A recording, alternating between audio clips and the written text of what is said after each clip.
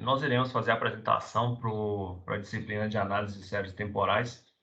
Iremos estudar a previsão da taxa de desocupação no Brasil nos meses de julho de 2021 e julho de 2002. Meu nome é Jason, outro integrante do grupo chama-se Nico, e ele vai estar apresentando mais adiante. Próximo slide, por favor. O estudo proposto, né? Ele é um estudo amplamente estudado no meio acadêmico e em diversos trabalhos por diversos autores. Porque ele é um estudo de ciclos econômicos, então que se torna ele sempre atual e sempre instigante para estudos. Então, onde que nós utilizamos essa base foi do IBGE, que começou a fazer a análise da série desde 2012, sendo que em 2021 ela atingiu o maior percentual, de 14,7%, sendo que anteriormente os maiores percentuais em 2020 tinham sido 12,2% e 13,9%. Contudo, né, o recorde negativo da política econômica é extremamente desafiador, mas sem sombra de dúvida torna-se instigante para a gente poder fazer estudos que, no nosso caso, vai procurar aferir as causalidades e nortear projeções futuras. Próximo slide, por favor. Diante disso, né, de acordo com o Bayer 2010, a análise de séries temporais consiste em encontrar relações de dependência existente entre os... Oh, desculpa. Consiste em encontrar relações de dependência, né, no caso, existente temporalmente nos dados que buscam identificar o mecanismo, ou seja, o gatilho ali, no caso, que deu início à série, e buscar suas periodicidades relevantes para observações. Nesse caso, o problema da nossa pesquisa se deve da seguinte forma. Essas taxas no Brasil de desemprego, desde a criação da série, que foi, como eu disse anteriormente, em 2012, sempre tiveram indicadores de padrão de países emergentes. E segundo o IBGE, o desemprego de forma simplificada se refere às pessoas com idade para trabalhar, no caso acima de 14 anos, que não estejam trabalhando, mas que estejam disponíveis para ingressar no mercado de trabalho. O PNAD, que é a Pesquisa Nacional por Amostra de Domicílios Contínua, é uma pesquisa, né, do órgão governamental que mostra quantos desempregados há no Brasil. Nela, o que é conhecido popularmente como desempregado aparece como desocupação. Próximo slide, por gentileza. A nossa revisão ela vai se basear no IBGE, que através do PEA, que é a População Economicamente Ativa no Brasil, e a gente vai trabalhar os dados, a modelagem da previsão da seguinte forma. A gente vai se referindo a elas que possuem observações únicas escalares, que tem um registro sequencial durante incrementos iguais no tempo. Porque nós observamos que há uma certa tendência, né? Sazonalidade também, tanto de alta como de baixa, há alguns ciclos. E os modelos de série temporal, no caso, são geralmente teóricos, implicando que sua construção e o seu uso são baseados em nenhum fundamento de modelo teórico de comportamento de uma variável. Nesse caso, que a gente vai estar utilizando um dos modelos, no caso, que é o ARIMA, que é o próximo slide, por favor. Nesse caso, a gente vai estar utilizando o modelo ARIMA para fazer também a condição que ela é necessária para especificar a notação e definir vários conceitos. A condição de estacionalidade, né? Que o primeiro desses é a notação de uma série, que a gente vai ver se ela é estacionária ou não. E e se ela é estritamente estacionária, se a distribuição de seus valores permanece ao passar do tempo. E a função de autocorrelação, que é uma medida da correlação das observações que vai ser ferida na série, separada por K unidades, que é essa questão que a gente vai olhar de sazonalidade, que ocorre dentro de uma série, qual é a periodicidade disso. E a função de autocorrelação parcial, que ela vai medir, no caso, a correlação entre essas observações. O modelo estocástico, no caso, ela vai tentar buscar a realidade com que essa série ela vai demonstrar, que a gente vai conseguir aferir qual que vai ser a realidade dela de aplicabilidade a partir da inferência dos dados que nós teremos. O modelo AR, o modelo autorregressivos, ele vai ser aquele que, no caso, o valor de uma variável y vai depender apenas dos valores que a variável assumiu nos períodos anteriores, né? Ou seja, é simplesmente uma regressão linear. O modelo de médias móveis, o MA, é simplesmente uma combinação linear de processos de ruído branco, no caso, onde que YT vai depender dos valores atuais e anteriores de um termo. O próximo, por gentileza. No caso do modelo ARMA, que é autorregressivo e de médias móveis, como o próprio nome diz, ele vai unir o autorregressivos e o de médias móveis, que é uma característica do modelo ARMA, que o critério de informação que ele vai ter para a seleção do modelo ARMA incorporam os dois fatores, um termo que é uma função de soma residual dos quadrados e alguma penalidade pela perda. O ARIMA, além do... Ele tem uma diferenciação do ARMA, no caso, que é a letra I, que ela significa integrado, ou seja, é aquele cuja equação característica tem uma raiz em um círculo unitário. O modelo SARIMA, os dados podem ter algum comportamento sazonal, que são movimentos recorrentes de frequência intraanual.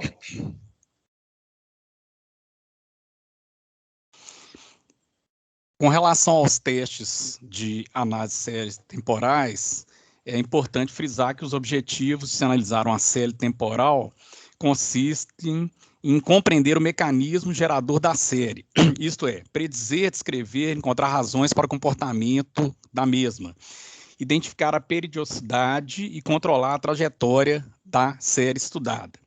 Esquematicamente, os componentes da variação de uma série temporal podem ser caracterizados como tendências, sazonalidades e ciclos.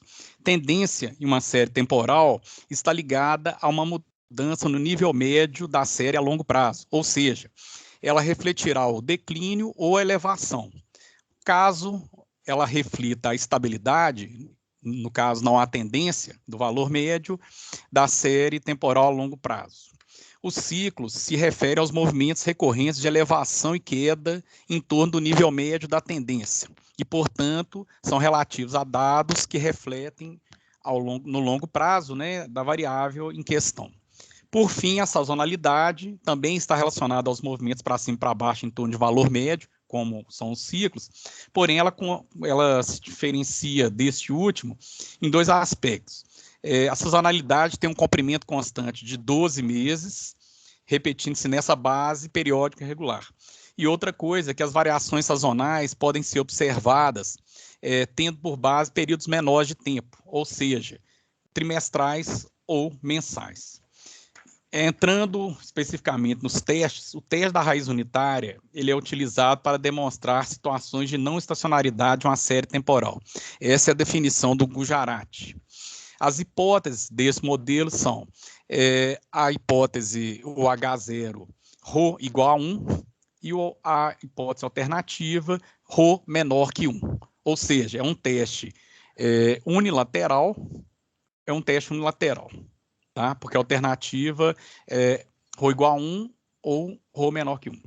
O teste de Dickey-Fuller, ele implica que se a hipótese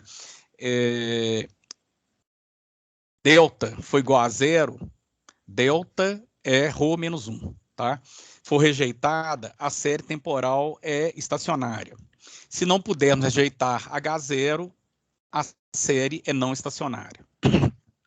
Já o teste de Phillips-Perron, ele diferencia do teste de Dickey-Fuller, porque eles utilizam métodos métodos estatísticos, não paramétricos, para tratar da correlação serial, nos termos de erro, sem adicionar os termos de diferença defasados.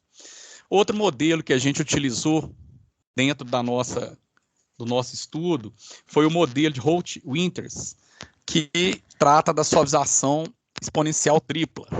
Ele é um modelo muito utilizado quando se possui a necessidade de calcular previsões em séries temporais que possuem tendência e sazonalidade. O modelo de Holt-Winters, ele dividiria em dois.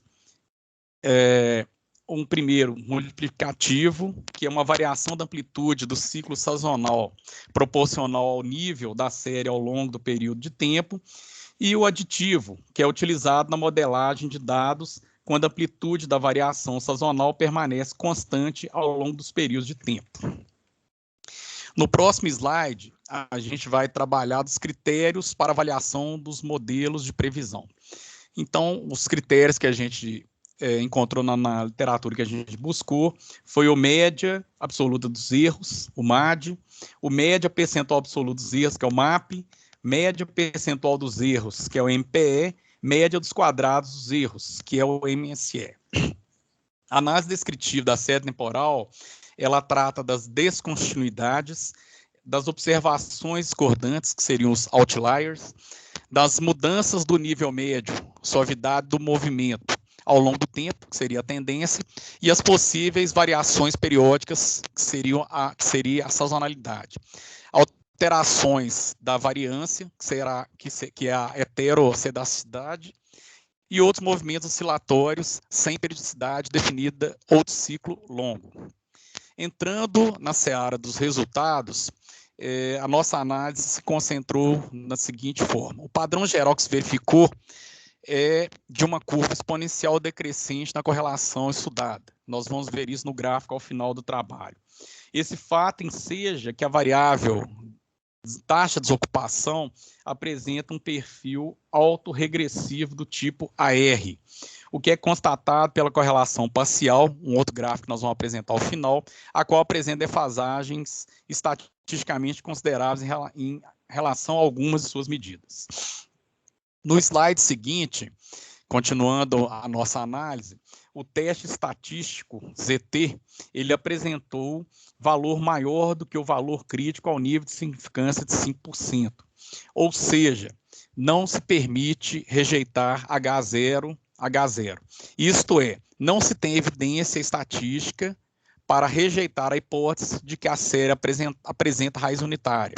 Logo, a gente entende que a série histórica ela é não estacionária. Para o teste de Phillips-Perron, o valor de zero foi maior do que o valor crítico ao nível de significância 5%. Conclusão foi idêntica ao teste anterior, que foi o teste ADF.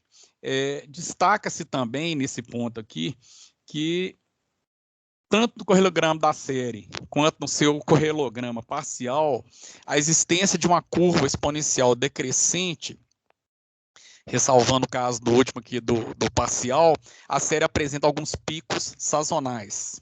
Veremos também no gráfico ao final.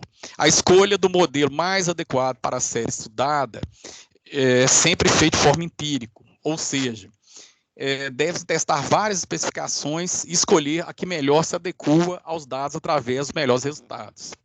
A melhor configuração que a gente obteve foi o ARIMA 312, SARIMA 1002. Isto é, 3 elementos no modelo autorregressivo, uma defasagem e 2 elementos de média móvel. No que tange a análise preditiva do nosso trabalho, aos dados tabelados da série histórica das taxas de ocupação, foi aplicado modelo sazonal multiplicativo, método Holt-Winters, que foi explicado anteriormente. Esse método permitiu que se fizessem cálculos das variáveis nível, tendência e sazonalidade em cada tempo T, partindo da premissa inicial de que suas constantes de suavização, alfa, beta, gama, foram arbitradas em meio. Essas constantes, elas variam de 0 a 1. As quais, após os cálculos das medidas de erros, no caso, nós adotamos a média absoluta de erro e a média percentual absoluta de erro, a MAD e a MAP, passaram por um processo de otimização no aplicativo Solver, e assim foi possível definir cada uma destas. No próximo slide veremos os quantitativos. Para o alfa, nós achamos o coeficiente 0,94, o beta 0,56 e o gama 0,10. As medidas de otimização de erros ao final do trabalho, a MAD foi de 0,09 e a MAP 1,07%. Foi o melhor modelo encontrado para o presente estudo. E os valores previstos para a taxa de ocupação para os trimestres encerrados em julho de 2021 a junho de 2022 são os descritos abaixo. Explicando melhor, o trimestre vencido em julho de 2021, ele começou em maio, então foi maio, junho e julho. E o trimestre que vai vencer em junho de 2022 é o trimestre de abril, maio e junho de 2022. Aqui um primeiro gráfico, que foi a série histórica da taxa de desemprego.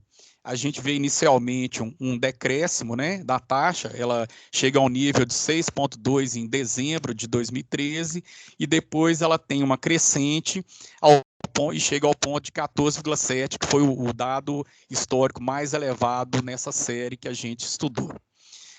O gráfico de autocorrelação, a exponencial decrescente, que tinha sido falado anteriormente, e a correlação parcial, ela apresenta os picos sazonais. Agradecemos a todos, obrigado, um bom dia.